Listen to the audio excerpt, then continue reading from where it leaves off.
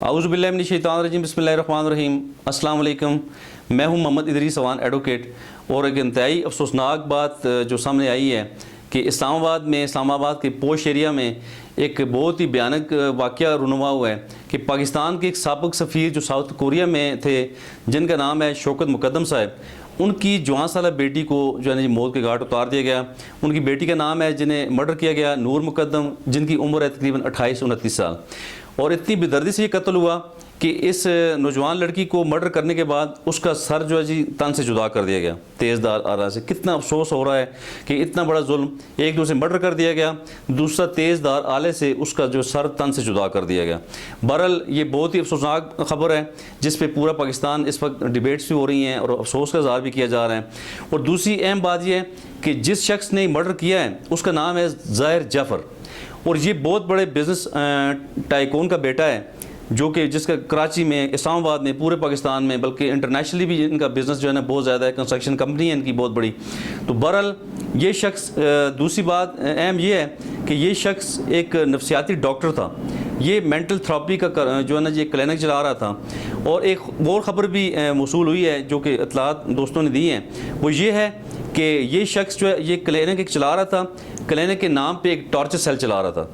और जहाँ पे ये कुछ लोगों ने ये बताया, कुछ पेशेंट ने ये भी बताया गया, पुलिस को बताया, कुछ और अदारों को बताया कि ये लोग, कुछ लोगों ने वहाँ पे देखा, जब वो इलाज के लिए वहाँ पे गए तो आगे जो मरीज़ों पे, कुछ लोगों पे तशद्दुद किया जा रहा था, उन्हें पनिश किया जा रहा था, उन्हें जो है ना ज़ोदोकोप किया जा रहा था। तो इन बातों से ये ज़ाहिर हुआ कि वो जो क्लिनिक था वो एक टॉर्चर सेल था जिसे मुख्तलिफ़ अदारों की सरपरस्ती हासिल थी।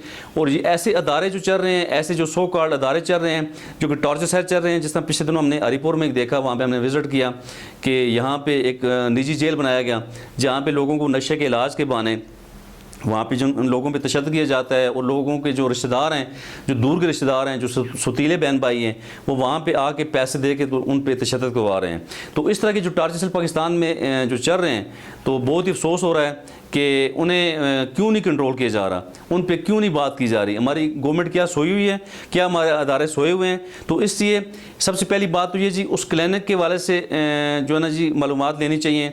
हमारे इदारों को ऐसे क्लिनिक पे जो है ना जी काम करना चाहिए और उनका ऑपरेशन करना चाहिए, वहाँ पे लोगों को जो है ना गिरफ्तार करना चाहिए। और ऐसे कोई भी इदारा जो कि पूरे शहर में या किसी भी देहात में, किसी भी पाकिस्तान के शहर में या किसी भी देहात में, किसी भी एरिया में चल रहा हो, तो उसकी एक तो रजिस्ट्रेशन लाजमी है, दूसरा अदारों का जो चेक एंड बैलेंस है वो बहुत ज़रूरी है। तो बहरहाल ये कत्ल बहुत ही अफसोसनाक है। ये जो है इस्लामाबाद की F74 में हुआ है, एक पोश एरिया में हुआ है। और अच्छी बात तो ये है कि जी बर वक्त पुलिस ने कार्रवाई करके मुलज़िम को गिरफ़्तार किया। अब जो है ना जी सोशल मीडिया पे लोग कमेंट्स कर रहे हैं, कुछ लोग इस कातिल की फेवर कर रहे हैं, कुछ लोग इसे बचाने की बातें कर रहे हैं। तो बहरहाल इन ऐसी बातों पे अफसोस हो रहा है कि इतना बड़ा जुल्म करने वाला शख्स वो क्यों बचे। खुदा न ख्वास्ता वो कानून के साथ साज़बाज़ करके या अदारों के साथ या पुलिस के साथ मिली भगत करके अगर बच जाता है तो ये बहुत बड़ी जुल्म की बात होगी। ये सबसे बड़ी ह्यूमन राइट्स की वायलेशन होगी कि कोई शख्स अपने पैसे के बलबूते अपने आप को ऐसा जुर्म करने के बाद अपने आप को बचा लें। तो बहरहाल अब जिम्मेदारी हमारी पुलिस की है, हमारे कानून नाफिज करने वाले इदारों की है, हमारी अदालतों की है कि वो किस तरह से इस मुकदमे को डील करते हैं या किस नज़र से इन चीज़ों को देख रहे हैं। तो बहरहाल बहुत ही अफसोसनाक बात है।